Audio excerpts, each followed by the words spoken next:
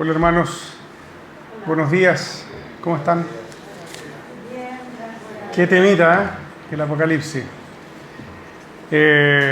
Bueno, la verdad que es hermoso, ¿cierto?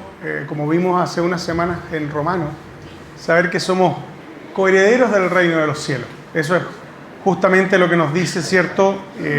La palabra de nuestro Señor. Y la verdad que yo no sé si a ustedes les pasa lo mismo que a mí, pero cuando alguien me dice que somos coherederos, ¿cierto? A mí me da una enorme felicidad. Quizás algunos no entienden lo que significa ser coheredero del reino de los cielos.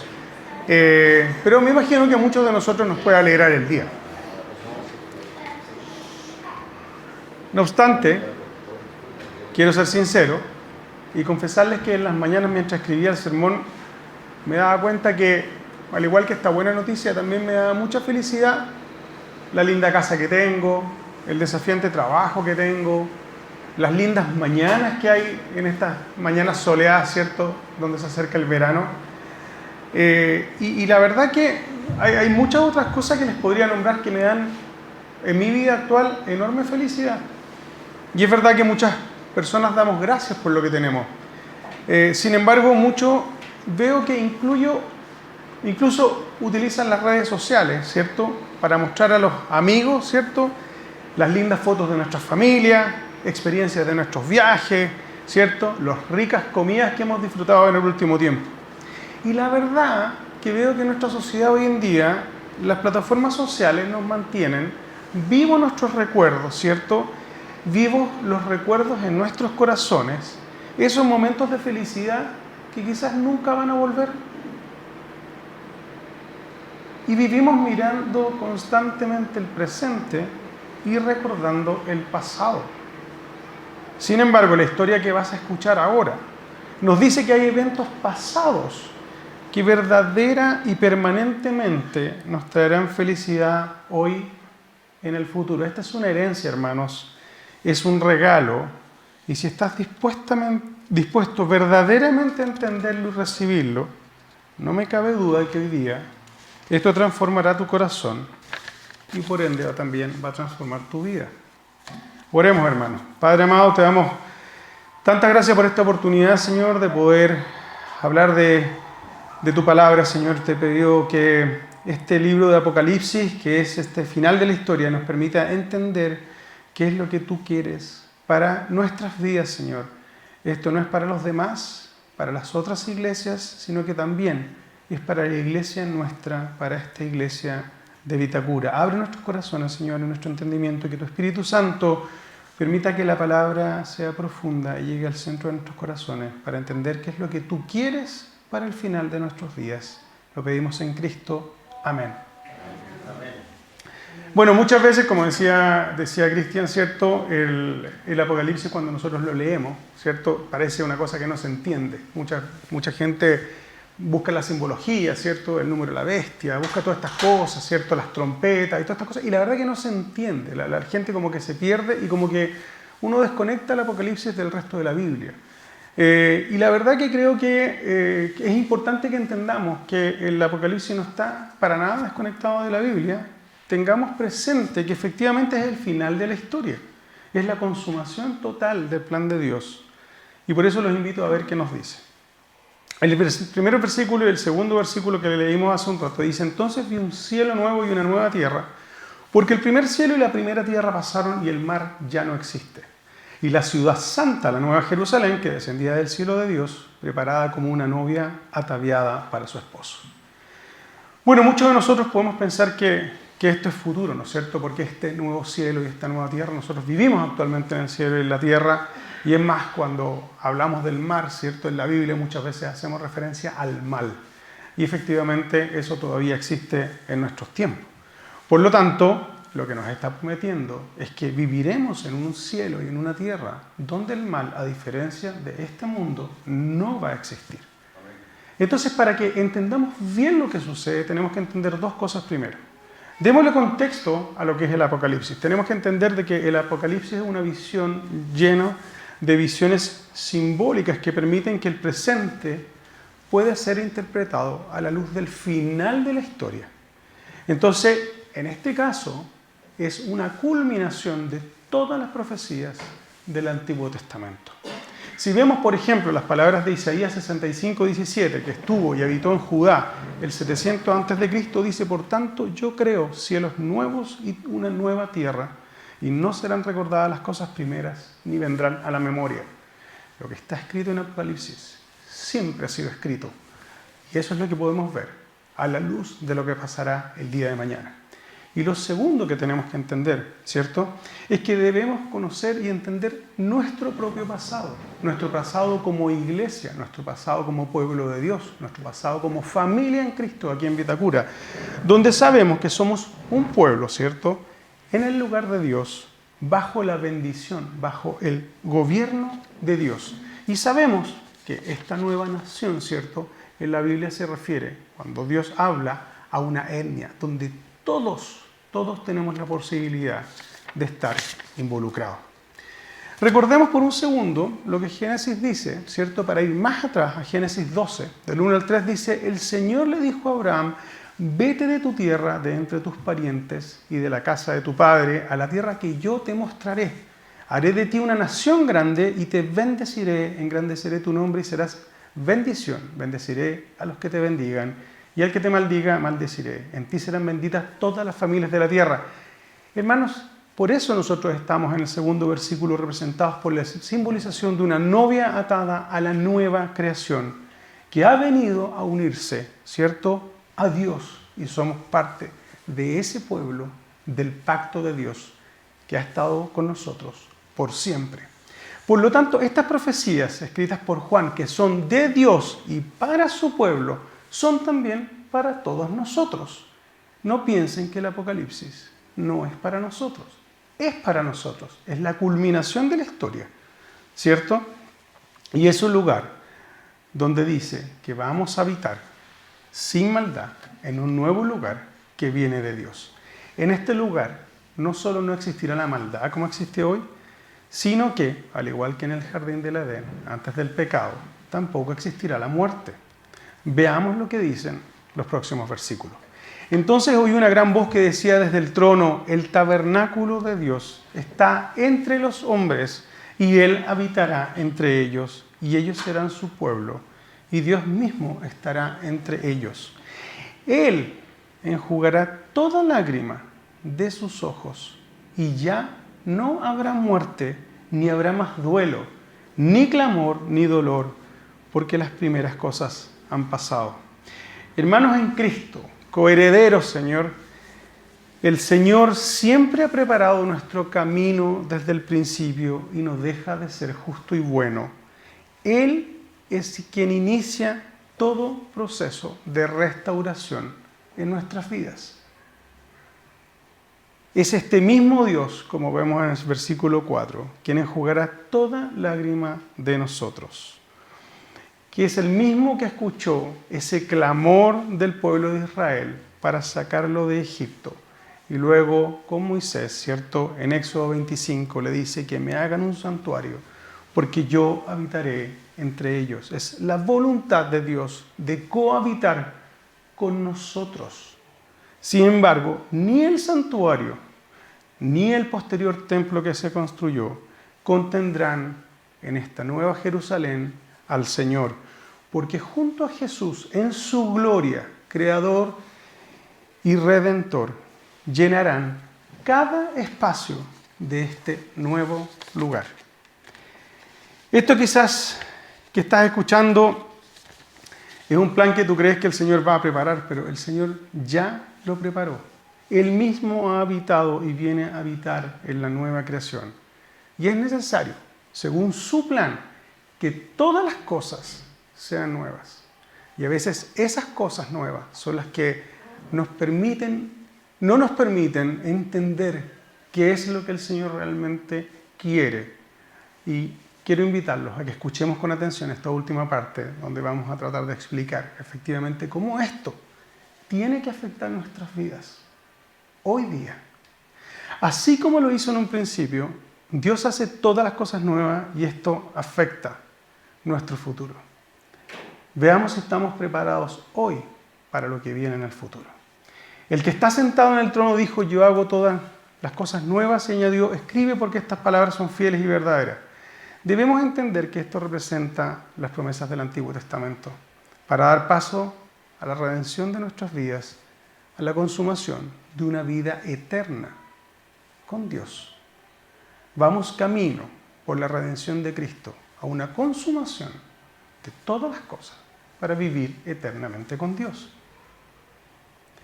Esto es un cielo nuevo y una nueva tierra, como lo leíamos en Isaías. Esto no es un simple regreso al jardín del Edén, es un paso adelante, es un nuevo jardín del Edén, es un nuevo lugar donde habitar con el Señor. Es una nueva Jerusalén, una gran ciudad, la nueva humanidad, la diversidad, como lo veíamos en el libro de Hechos, a los judíos y a los gentiles, de todos estando en paz y en armonía, cumpliendo el llamado que se nos dio en un principio de administrar bien la tierra. Familia anglicana de Vitacura, debemos recordar que la Biblia no se trata de un libro de personajes importantes, ni tampoco es un manual de teología o un libro de principios sabios. La Biblia es esencialmente la historia de la redención de la humanidad, de la redención de todos nosotros. Y esto, hermanos, debe motivarnos ahora a ser fieles hasta que el Rey Jesús regrese. Porque en los próximos versículos nos daremos cuenta que este regalo nos llama a cambiar nuestras vidas hoy. Y el Apocalipsis nos está diciendo que ese fin de la historia nos cambia las vidas hoy. Prestemos atención cómo se desenlaza la historia después de esto que vemos de la nueva creación, en los primeros versículos, a lo que viene ahora. También me dijo el versículo 6, hecho está, yo soy el alfa y el omega, el principio y el fin. Al que tiene sed, yo le daré gratuitamente de la fuente del agua de la vida. Quizás a muchos de nosotros estas palabras nos recuerdan Juan 19:30, cuando cierto dice: entonces Jesús, cuando hubo tomado el vinagre, dijo: consumado es, e inclinando la cabeza entregó su espíritu. Hecho está. Y también Juan 4:14 nos dice: el que beba del agua que yo le daré no tendrá sed jamás, sino que el agua que yo le daré se convertirá en él en una fuente de agua que brota para vida eterna. En Cristo tenemos la restauración y consumación de todas las cosas. En Cristo nosotros pasamos a ser ese pueblo y tenemos efectivamente un lugar en la nueva creación. No obstante, la redención de la cruz no nos permite disfrutar de esa consumación, como podemos ver en Romanos, ¿cierto? En Romanos 8:18, donde dice: considero que los sufrimientos de este tiempo presente no son dignos de ser comparados con la gloria que nos ha de ser revelada. Estamos en este presente mirando al futuro. Hermanos, tenemos en nuestras vidas el cumplimiento de todas las profecías del Antiguo Testamento. Tenemos una relación directa con Dios mediante Jesucristo nuestro Señor. Por eso muchos cristianos decimos que es ahora, pero no todavía. Es presente y es futuro. No estamos mirando el pasado. Revisamos en el Apocalipsis el pasado, ¿cierto? A la luz de lo que viene en el futuro está completamente conectado.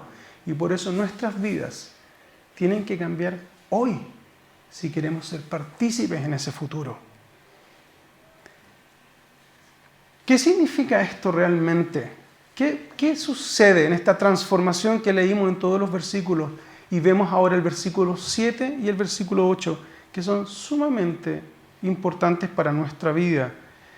Te va a quedar claro si en esta vida actual somos cristianos o somos pecadores. Pero necesitamos a Cristo siempre. El vencedor, dice, heredará estas cosas y yo seré su Dios y él será mi hijo. Este versículo hace referencia a Apocalipsis 2:7, donde dice que el que tiene oído lo que el Espíritu dice a las iglesias, en los primeros 3 capítulos de Apocalipsis: el vencedor le daré de comer del árbol de la vida que está en el paraíso de Dios. La visión que tiene Juan, ¿cierto?, de lo que vimos de Jesús resucitado en los 3 primeros capítulos del Apocalipsis es un mensaje mismo a las iglesias del primer siglo de arrepentimiento y donde sus vidas se caractericen por negarse a comprometer su fe a pesar de la persecución, a pesar de las dificultades que tenemos en nuestra vida. No podemos comprometer nuestra fe. Debemos ser fieles. Y al igual que para nosotros el propósito es animar a los verdaderos cristianos a perseverar a través de las dificultades para heredar la plenitud de las bendiciones de Dios. Es importante quizás en este minuto que aprovechemos de recordar lo que Pablo, previamente perseguidor de cristianos y ahora apóstol de la fe, que vimos en Hechos 9, ¿cierto? Vemos cómo Dios cambia su vida completamente. Pablo nos dice en 2 de Timoteo 4, 7, 8 que he peleado la buena batalla, he acabado la carrera, he guardado la fe. Por lo demás me está reservada la corona de justicia, la cual me dará el Señor juez justo en aquel día. Y no solo a mí, sino también a todos los que aman su venida. Hermanos, debemos ser valientes y tener el coraje para aceptar que no podemos vivir la vida que queremos, sino la vida que Dios quiere que vivamos. El propósito de Dios desde el principio es redimir a su pueblo a través de la gracia y la fe en Él. Es su misericordia darnos gratuitamente. Por eso, hermanos, la vida cristiana no es un shock, no es un golpe, no es un temblor, es una maratón.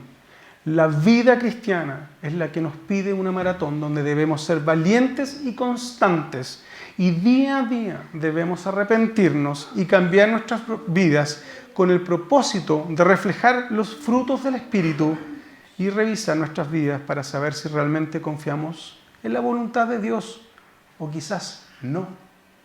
Quizás estás sentado acá y no confías en la voluntad del Señor. Quizás estás sentado acá y no has cambiado tu vida en años que vienes a la iglesia y te comparten la palabra de Dios. Hermanos, la fe en Jesús ha sido presentada como conquista en estos versículos. Al final, ¿cierto? La falta de ella, la falta es cobardía, como dice el versículo 8. Quizás, al igual que al inicio de este sermón, debemos preguntarnos cómo estamos, hermanos, viviendo diariamente nuestras vidas. Dice el versículo 8, y escuchen con atención: los cobardes, los incrédulos, abominables, asesinos, inmorales, hechiceros, idólatras y todos los mentirosos tendrán su herencia en el lago que arde con fuego y azufre, que es la muerte segunda. ¿Creemos lo que leemos? ¿Creemos esto, hermanos, de verdad? Esa cobardía y falta de fe, ¿cierto?, de los dos primeros, cobardes e incrédulos, lleva al resto de los adjetivos. Este versículo no nos permite dejar fuera el infierno, que son aquellos que no se arrepienten, que no cambian de actitud, que no dejan ni han dejado su pecado. Son aquellos los cuales no aceptan realmente a Cristo. Es más natural, hermanos, para mí y para cada uno de los que está acá, tener corazones duros y resistentes al cambio. Es más difícil tener corazones abiertos, humildes y que clamen por un cambio en nuestras vidas.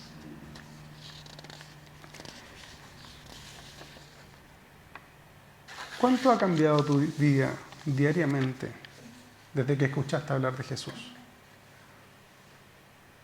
La confesión, hermanos, no es natural ni intuitiva para nosotros los pecadores. La humildad no es nuestra primera respuesta en nuestras vidas cuando alguien nos confronta con el pecado. Cuando nos confrontamos con la palabra de Dios y nos damos cuenta que estamos profundamente equivocados muchas veces en lo que creemos. El amor a Dios es más que el amor a uno mismo. No es nuestro primer instinto amar a Dios. Nuestro instinto natural es amarnos a nosotros mismos. Hermanos, hemos sido hechos para adorar. Dios nos creó para adorar. Por lo tanto, o colocamos a Dios en el centro de nuestras vidas, o seremos nosotros los que ocupemos ese lugar. Porque hay una cosa que es cierta. Hay un premio a los que perduran y hay herencia en la nueva creación. Oremos, hermanos. Padre, te damos tantas gracias, Señor, porque estamos muchas veces acostumbrados a satisfacer nuestras vidas admirando lo que logramos y disfrutando con nuestras experiencias en el presente, queriendo mantener vivo nuestro pasado. Tu gloria, Señor, no es naturalmente el principal motivador de lo que hacemos y decimos. Sin embargo, si estás dispuesto a decir, por favor, perdóname, y cambiar tu vida hoy, has sido colmado esta mañana de una gracia maravillosa. Gracia que ya ha cambiado tu corazón y gracia que promete más cambios por venir. Amén. Amén.